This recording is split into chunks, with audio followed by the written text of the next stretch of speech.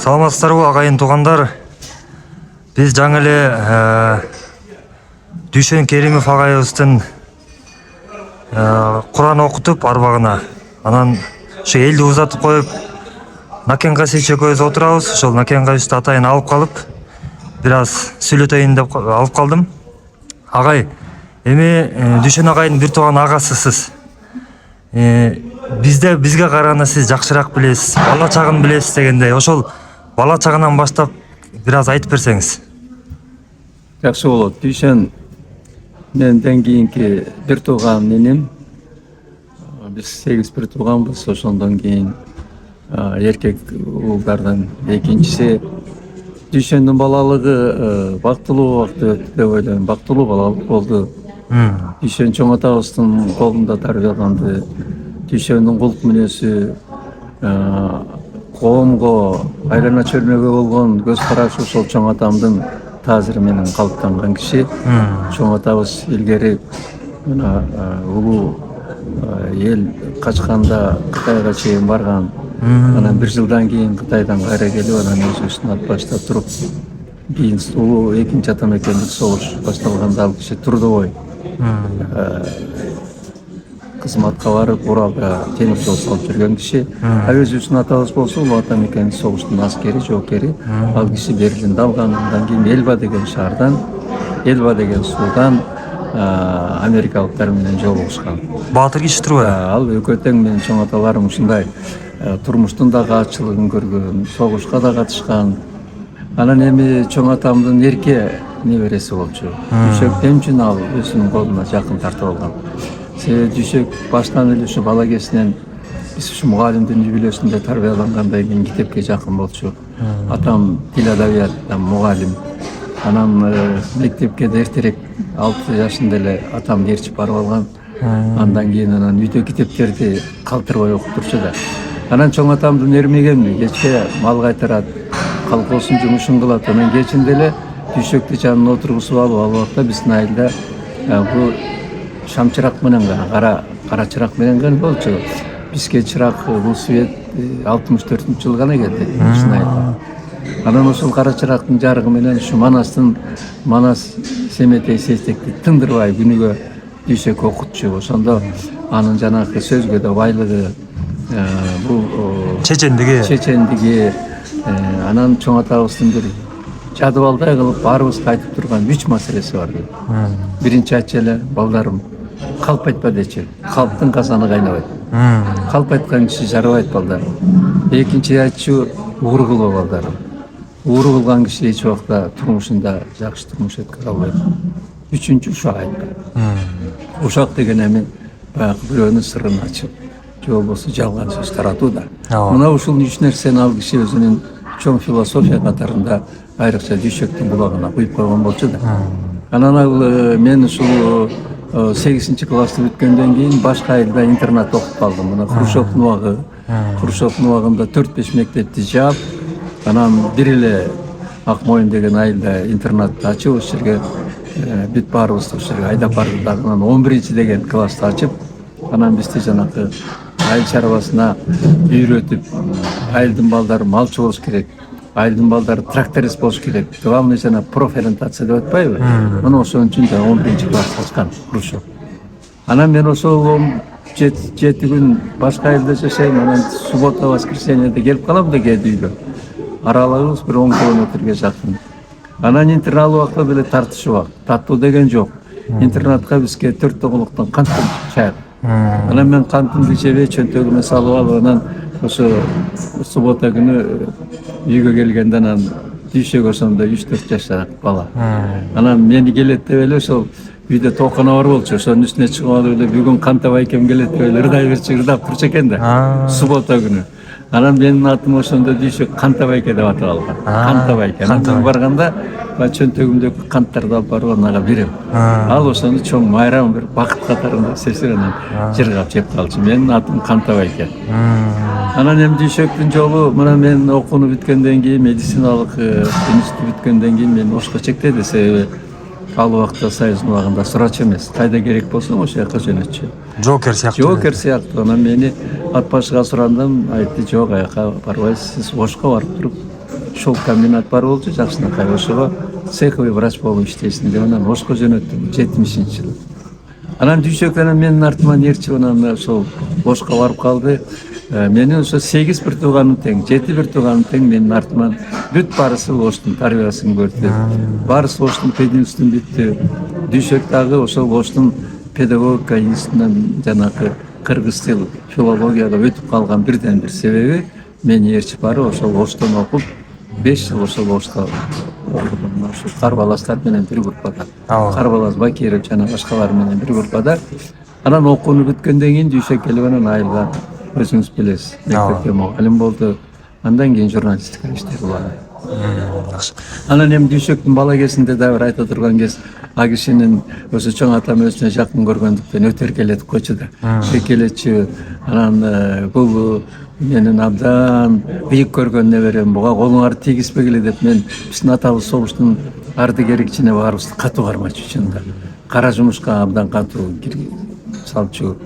Анан ал Дүйшөктү чоң атабыз корголоп эле бул балага тийбегиле, бул бала ыйык бала, бул баланы чаппагыла деп эле Дүйшөк ушундай бир эрке маанайда өстүрдү. Бирок Дүйшөк өсө эле кара жумушка да мыкты болчу.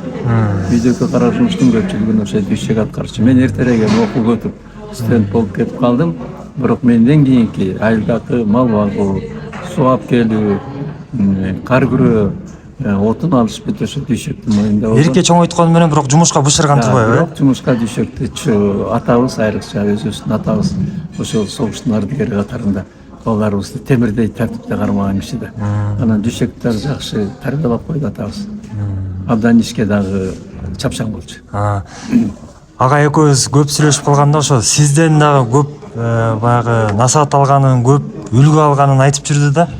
Сиз ошо Ошто губернатор болуп турган кезде баягы мен агам дегенчилик кылып, анан баягы кезек күтүп аткандарды карабай, кыргызда айтат го, эшик тээп кирем деп. Мен ичимде эми баягы мен бир тууган агамда деп шашыш эле кирип барсам дейт, ичинде киши отуруптур дейт. Анан ой Дүйшөк, сен элди карабайсыңбы? Кезек менен кирбейсиңби? Элди тебилип кирбеди деп бир сөз айткан окшойсуз. Ушул сыяктуу эми мындай сөзмө сөз айта албай атам, бирок ушул мааниде айткан экенсиз. Ошондон кийин дейт, мына канча экөөбүз кезекте турдук, көп жерде да тамак ашка турабызбы же башка жерге барабызбы, кезекти бузчу эмес. Ооба, мана эсимде ошондо Дүйшөк баягы элден очередчип кирип алыптыр. Анан мен ошол жерден аны акырын катуураак такалап туруп анан кайра чыгарып койдум. Анан өзү да аябай уялып калса керек, эчтек кишилер көрдү да ал кайра чыгарып койгонумду. Анан ошондон кийин алга менимче сабак болсо керек. Өтө чоң сабак болгон. Себеби мындай да мамлекеттик иште болобу, улуу кишилер менен жолукканда болобу, этика деген бар. Туура. Адамдын ортосундагы мамиле, эреже жасалбаган мамилелер бар. Ошону сакташ керек. Ошондуктан ал менимче ошо тарбиялуу болсо керек. Анан эми мен министр болуп 9 жыл иштедим. Саламат сактоо тармагында. Саламат. Анан губернатор болуп 5 жыл иштедим. Госсекретарь болуп иштедим. Дагы кийин министрликте бул Гамсумоодо иштебедим да. Дүйшөк мисалы мага иш сурап бир да жолу кайрыла алган жок. Себеби менин баягы мүнөзүмдү билет. Анан болбосо Дүйшөктү деле бир жерге бир ишке коюп коюшка мүмкүнчүлүк бар эле. Министрликте мамлекеттик катчыда, Ошто губернатор болуп турганда. Бирок Дүйшөк мага артыкча суранып, өтө туугандык мындай ысык мамиле менен келип мени байке бул жерге коюп коюңуз. Могу жерде мен иштегим келет деп мага айткан жок. Өзүнүн оокатын өзү кылды. Сиз дагы өз көмөчүңүзгө гүл тарткан жоксуз. Мен тарткан жокмун, себеби МГде бир сөз бар. Анан кийин бул өткөндөн кийин кээде ойлоп каласың да. Бир улуу инсан айткан экен. Атаң көрү бир тууганын айтыптыр да. Мен иштеп турганда ушу сага жардам бербей калганыма өкүнөм. Деген экен. Ал азыр эми болсо менин колуман келбей калды дептир да. Анын сыңарындай иштеп турганда деле маны эч сунуш кылган жокмун. Андан эчтеке суранган жок. Ал өзү мугалим болуп иштейт. Анан журналистика бул өзү кызык окуп да. Өтө намыскер болчу да. Намыскер. Анан ал өзүнүн ашыкча суранып, анан мындай боюн ылдыйраак кылып суранганды ал өтө мындай туура эмес көрчү да. Дайыр ошол сиз министр болуп турган убакытта айтса керек эле. кийими баш кийимчен анан күпчүйүп кышкысын болсо керек Мындай болуп да калды. кийимчен кириптир да. Дамир деген менин помощнигим бүгүн мына Куран окутканга келип кетпеди дишекте. Таанычы. Анан ошого келиптир дагы ал жерден мага кирем дептир да. Анан кирди, анан жетелеп киргизип атат. Карасам кыштын күнү башында тумагы бар, үстүндө чапаны бар. Анан мен айттым, бул мамлекеттик иш. Бул министрдин кабинетинин. Сен акырын кайра чык дагы кийимиңди чечип, анан кийин башыңды түзөп, андан кийин кирбесең, мени сыйлабасаң дагы мен отурган креслону сыйлашың керек. Бул өзүнчө этика. Десем андан кийин андай экинчи кайталган жок. Эми албай турмуштагы майда чүйдө нерсе го, бирок ошол дагы адамга бир тарбияга же калыптанууга таасирин тийгизет. Биз да бул газетабыздын подпискасын жүргүзүү боюнча көп жетекчиликтерге кирдик да. Жана башка иштер боюнча. Дайыма кирип атканда ушул үстүн чечип, баш кийимин чечип таранып, анан кирчүлө да, анан ушул ар бир кирип атканда айтчүлө. Ушуну мен Накен агаман үлгү алып, ошону жана окуяны айтып берип, анан ушундан кийин ушинтип калгам депчи. Азыр кыдырып жүрбөдүңөрбү, тынбай. Анан мага айтып келчү, ушу кээде. Ал экөөбүз деле тез жолугубуз. Мен да иштемин азыр бүгүнгө чейин. Алтынбай бул кесиптин түйшүгү абдан көп да. Подписка деген азыр кыйнамайынча эч ким подписка кылбайт. Туура. Кыргыз тилин сайрап айткан менен аны конкреттүү жардам берген жок. Анан айтчу, барганда эле кээ бирлер тааныбайт экен, сен кимсиң дегенде эле мен Касиев Накендин ийисимин деп айтчумун биринчи дейт байке. Анан ошондо кичине мага кээ бир жерлерден эми барысы эмес, кээде мага жакшы мамиле кылчу эле, сиздин аркаңыз менен бир топ ишти кылып алдым деп мага да айтып калчу. Бирок өтө эле сиздин атыңызды пайдаланып бир жаман ишке барган жок да киши, Жок, барган жок. Ал эми бар таанышканда тааныштырып айтып берсе керек. Кимсиң дегенди. Ага, эми өзүңүз жөнүндө айтып бербейсиз, азыр эмне менен алек болуп атасыз? Мындай турмушуңуз жөнүндө. Бүгүнкү күндү айтсак, эртеңки курултайга даярданып атабыз. 20-21-inde боло турган. Курултайга делегат кылып, биздин айыл Көксар деген айыл жерин шаарга кошуп койгон. Анан ошол 20 000 киши жашайт Көксар деген айыл аймагында. Алар ушу курултайга барып маселелер бар эми. Бул күнүмдүк маселе болгон менен элдин көйгөйү. Шаар деген аты болгондон кийин канализация жок айылда. Экинчиден айылда мектебибиз бар эле, бир Апа Жумабулович атындагы мектеп.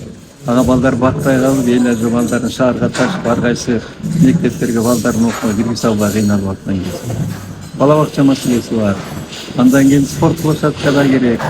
Ошондуктан алар тапшырма берип ошого даярданып, анан эми биздин идеология тууралуу сөз кылсам деген оюм бар.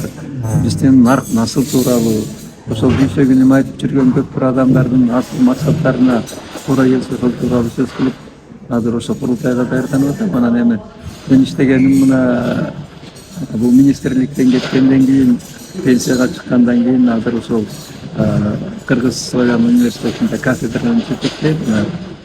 17 жыл болуп калды. Дагы ошол жерде иштеп атам.